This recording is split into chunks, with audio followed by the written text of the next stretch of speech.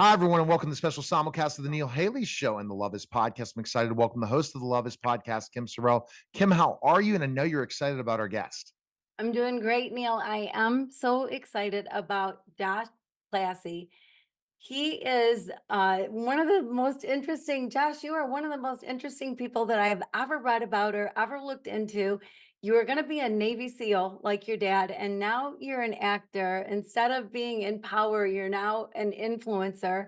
And what a transition that had to be in life. And now you're in this great show, The Baxters, Karen Kingsbury's series that is so good. Everybody should be watching it.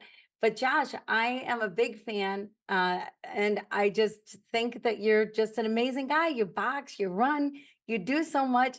Welcome to the show. I'm so glad to have you. Wow, what an introduction. Thank you, Kim. I appreciate that. Yeah, well, it's so true. You do so much. I love what you did with military suicide. I've got a couple of sons who are vets, and one of them is a nuke, and that's a high rate of suicide, unfortunately, with the nuclear engineers and the service. And I know that's something that's near and dear to your heart that you've raised a lot of money for, and I appreciate that. How did you get behind that? Yeah, thank you. Well, very long story short. Obviously, as you indicated, I grew up in the military community and was sort of just surrounded by a lot of suicide, unfortunately. And as I got older, I wouldn't say I became numb to it, but just one day realized, like, wow, this is far too normal and prevalent, which is not a good thing. As you know, statistics indicate 22 veterans die by suicide per day. That's a DoD statistic, which I think is conservative, and a lot of people would agree. The number is probably higher. That's just unacceptable in every way, shape, and form. So I had a couple of good buddies die by suicide in 2001 and 2, and that weighed on my heart as well.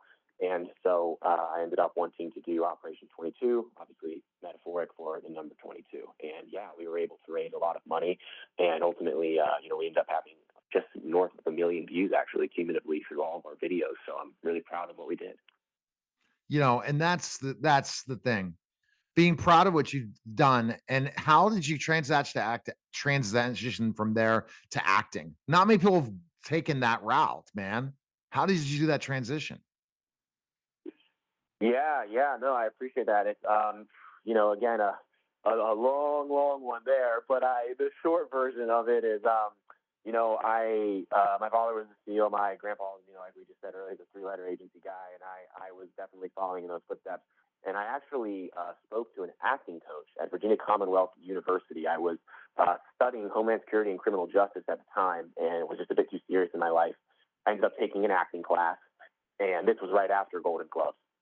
And I fell in love with the craft. I fell in love with the psychology of it, of the freedom of being a little bit more nonchalant and less serious in my life. And long story short, he and I sat down and had a discussion. I said, man, my heart feels like, God's calling me out to pursue this art and go in a different direction. And he said to me, and I quote, Washington is power, but Hollywood is influence. And I actually heard Kim use the word influence momentarily ago. And it's true, not to say that I have some great influence, because I certainly don't, but there are many an individual who do, and that's where I'm striving to get to, is to just create a platform to make positive change from.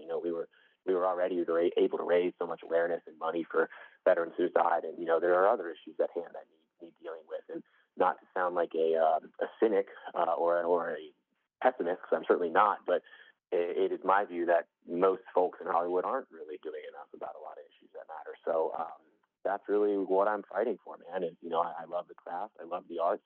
That was how I transitioned. My whole life before that was my why was making an impact on the world through defending the country, and now it's through spreading art and positive messaging. I love that about you. I love that you have such a passion to help the world, help people, and that's your why, that's your driving force. And you're kind of selling yourself a little bit short. If I put all the actors together that I adore in this world, Chris Pratt is one of my top, and you're Chris Prattish. Like your future is gigantic, and you are an influencer. And what's wonderful, Josh, is that you know other people as you're in the industry, you know other people that maybe have a bigger following even than you do or whatever, but that's influence to be able to talk to other influencers and gather that power. So don't sell yourself short. You are fantastic and you are an influence for sure. You're a huge influence. I appreciate that very much. Thank you. Yeah, no, I hear you 100%. And like you said, it's really great knowing other people, connecting with people, and learning from them. Frankly, like Right. Chris Pratt's a perfect example. You can learn from him and try to follow in those footsteps, see what certain people did right and wrong. You know, hold your cards, play them when the time's right. And right now, yeah, you know, I feel really blessed. Things are really going well, and I'm just trying to make sure that I'm avoiding the potholes and doing things right as my career is growing. It's a weird time, to be honest. It Yeah, really is. and this and you have the iCarly fame, FYI. I see that specifically. That's how the start was. Now let's talk the Baxters. It's what tell us the premise of the show for our listeners out there that and viewers that don't know the show, and then specifically your character. Yeah, great question. I've called it the little show that could a couple of times now because it's really shocking everybody. We made this show before COVID actually, and so many different things happened. You know, COVID obviously changed the world. MGM, the financiers, especially behind the show, were acquired by Amazon. So this show's been in the pipeline for quite some time. It's a really beautiful show. It's currently #7 on Amazon Prime, which is really great. It's performing well. It's based on a literature series from a woman named Karen Kingsbury, who's a genius in my opinion. And that series has sold quite literally millions of copies.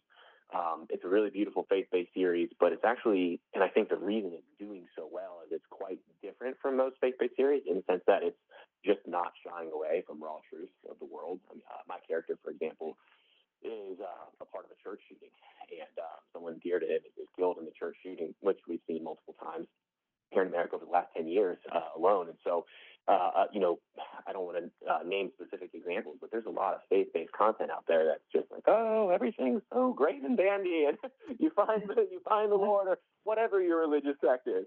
You know, they just make it seem like it's a pretty box tied to bow, and no one in the world is really, in my personal opinion, going to identify with that because we live in a dark world right now. And I think the show's success is in large due to the fact that it's not shying away from things. It's not showing alcohol, not showing death and sex. Like those are a part of the everyday world. And unfortunately, if you do want to spread a message of positivity, I think it's got to be a real one. It's got to be authentic. It can't be like, okay, here's our message to you. Trust me, come over here. It's all great and dandy.